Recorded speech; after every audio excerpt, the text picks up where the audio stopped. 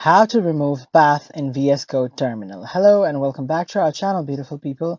Today we're going to learn another tutorial on VS Code, and today we're going to be messing up with the terminal. So as you can see in the terminal, you have all of these error codes.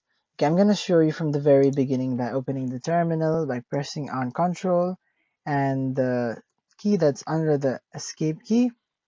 So here, in order to clear all of these errors, all you have to do is type in CLS.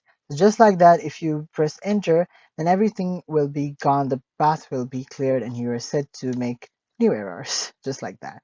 So I hope you guys learn how to, clear the path in VS Code terminal.